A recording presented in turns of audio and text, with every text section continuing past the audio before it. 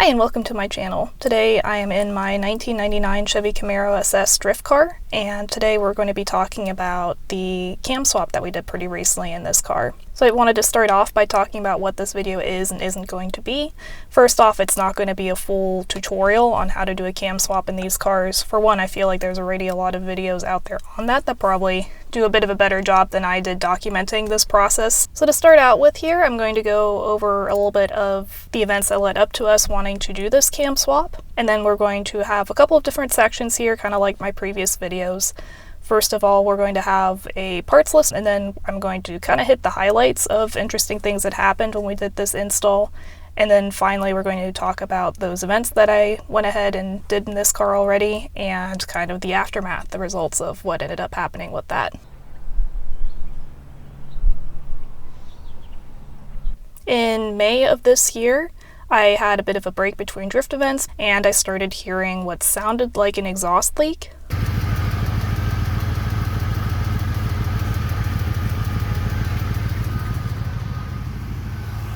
So Ashlyn got a mechanic stethoscope, and sure enough, it sounded like the noise was coming from the engine. We took the bore scope we have and were able to get a bit of a look at the cam to see if there was any wear starting to happen on that. And sure enough, we did see some things that looked a little bit suspicious, like there might be some wear starting to happen there. So at that point, we had to make the decision, did we want to try and do this cam swap before these two events that I already, bought passes for, got hotels booked for, things like that. The valve train issues and just kind of wanting some more power led us to make the decision that we were going to go ahead and try to do this in about 2 months. We actually had less than 1 month to do this.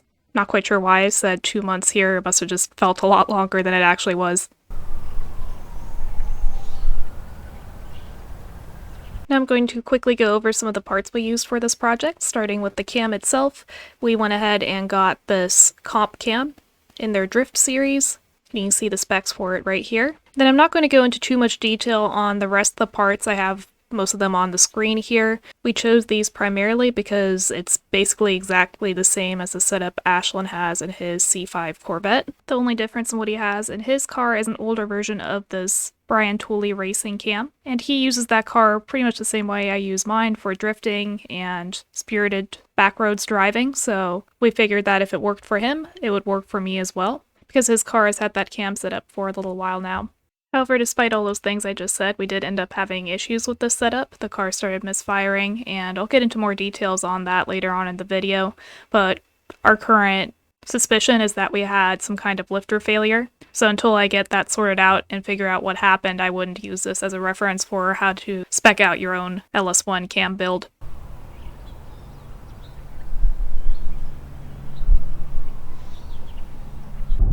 So getting into the installation process for the cam swap, once we had everything out of the car, we did the rocker arms, the trunnion upgrades in those, which was a pretty easy process. We just have a cheap hydraulic press from Harbor Freight, and that did the job just fine. And then from there, we were able to take the cylinder heads off and really get a look at what we're dealing with here. Everything actually looked really good. The cylinder bores still had some cross-hatching in them, which was nice to see. And it didn't look like anything got too hot or anything like that in there. So that's a good thing to note, is that these LS1s do hold up pretty well to drifting abuse, as long as you stay up to date on your oil changes and things like that. So once we had the cylinder heads off, just use some rubbing alcohol and poured those into the ports for the valves, and then kind of tip the cylinder heads over. And we're looking for any rubbing alcohol leaking out of the valves when they were closed. And that would tell us if we didn't have a good seal between those and the cylinder head. So that all checked out. We didn't see any leaking happening. So from there, we went ahead and started the whole process of replacing all the old stuff with the new stuff that we got. We noticed the lifters that were in the engine when we opened it up. The bearings looked a little bit different from the way I think they're supposed to. Maybe this car had some pretty substantial engine work done to it before. Our guess is maybe by a dealership, based on how nice it looked and how we didn't really suspect that. But that would explain why the engine looked so clean and ran so smoothly for a car that has about 200,000 miles on the odometer. One thing we did notice on the exhaust valves was this little crack on the tip of them.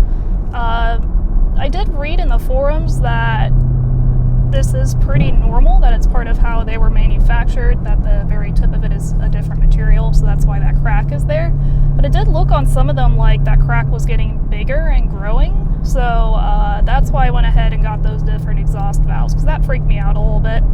Feel free to let me know if you have a lot of LS experience, if that's normal and it would have been fine just running those, but didn't want to take the risk with it, not really knowing if that was okay or not.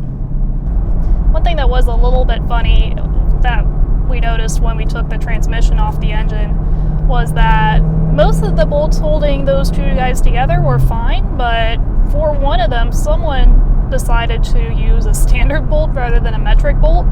So Ashlyn had to helicoil that and put a different bolt in there. So one of the big things you want to check as you're putting the engine back together is your piston to valve clearance. Obviously, if you don't have enough, you're going to have contact between your piston and your valve, and that's not going to be a good time. So it's always good practice to check that, and I'm glad we did because we found we were a little bit short. So Ashlyn used a check spring and a dial indicator to measure those clearances. On the exhaust valves, we were just fine. We had, I think, 120 thou, and rule of thumb that I've heard is 100 thou.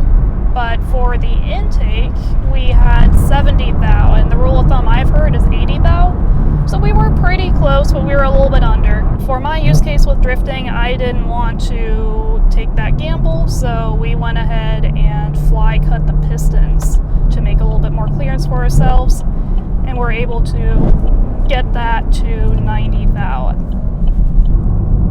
Our assumption as to why that piston valve clearance was so close was that the heads probably got decked at some point, which kind of goes along with our theory that there was some engine work done before on the car, and that reduced the gap just a little bit and made it so that our clearance wasn't exactly what we hoped for. So we did those checks, and as any of you who've built engines before know, there's also a lot of cleaning that goes on as part of this process, which is not that exciting, but is very critical. So once we get the engine all the way back together and we got all the wiring and all the plumbing back where it needed to be, we were ready to start the car up again. It would crank, but it just would never start.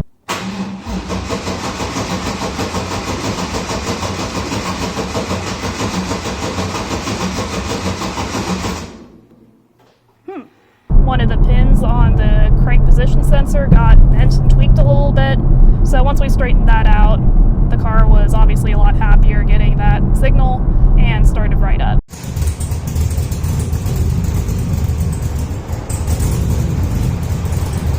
Then from there, luckily we had enough time for Ashlyn to spend some time tuning the car with HP tuners.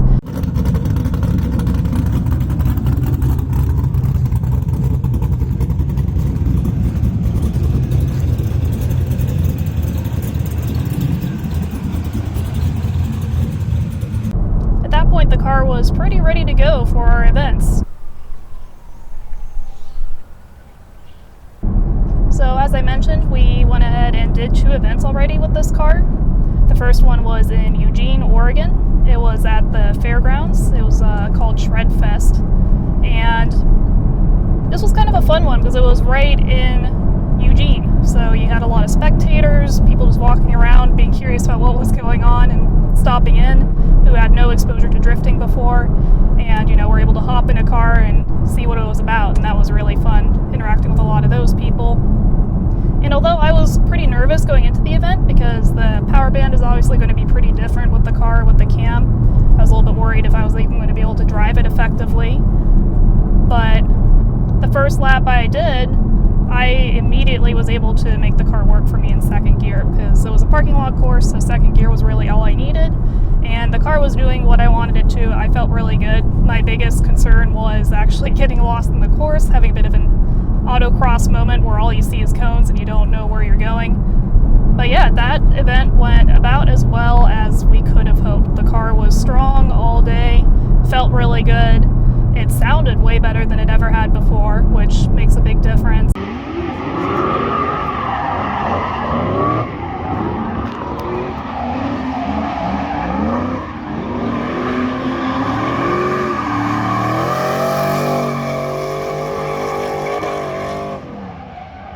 And obviously the extra power was a lot of fun. I was definitely getting into it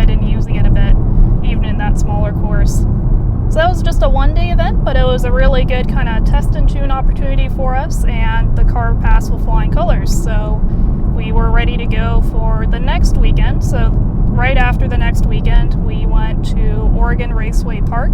That's an actual road racing course out kind of in the middle of nowhere in Oregon. And this track is pretty crazy with the elevation change you have. You have some really wild turns. So there's a lot going on, and it was really cool, but also a little bit stressful, you know, having this car that's still, you know, a bit tested at that point, but still getting used to it.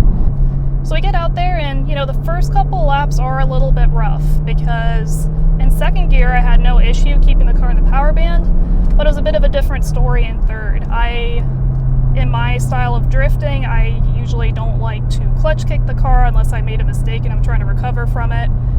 But with the car needing to be up in the power band at all times or it's going to just lug down and not do anything, I really needed to clutch kick it and keep it up in the RPMs when I was not on throttle. So that was a new thing for me. That combined with just how crazy the track was kind of a lot to deal with.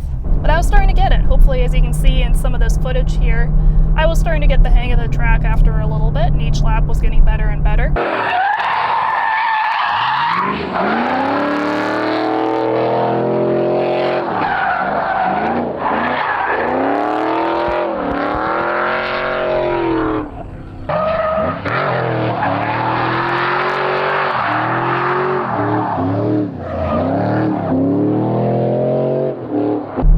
But unfortunately, towards the end of the day, on Saturday, this was a 2-day event this time, the car started misfiring, and we pulled it back in the pits, and we're hoping it would be something easy we could find, like maybe a fuel injector connector got unplugged or something.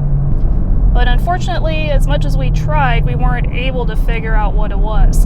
So we decided to call it, and we went back home and pulled the car into the shop. And we thought, you know, before we go through the trouble of just trying to replace, you know, coil packs, random things that we think could be the issue, let's first do a compression test and make sure it's not something more sinister here. So we did that, and unfortunately, sure enough, we had no compression on one of the front cylinders. And we stuck the bore scope in there, saw some what looked like aluminum shavings in the cylinder bore. So our current thought is that we had a lifter failure and that caused some valves to bend. At this point, I wanted to end out this video by wrapping up and talking about our next steps here. So obviously the car is going to be down for a little bit because we'll probably have to take the engine out again and, for one, figure out what happened and then fix what happened and hopefully make it more reliable in the future. It's probably going to happen this winter, so hopefully next season the car will be back out there, and I'll post another video going through, hopefully we can find what happened and what we did to fix it. But until we go ahead and get into that, I do have some other video ideas. I'm planning on maybe trying to revive an old project car I've had sitting around and making a wiring harness for that. And Ashlyn has some exciting suspension ideas, so we'll see a pretty cool project from him. Until then, feel free to leave any comments about what you think might have happened to the car here. And if you guys have any recommendations for making these LS1s live at high RPM and drift applications, I'd love to hear about it. But thanks for watching, and hopefully I'll see you in a future video.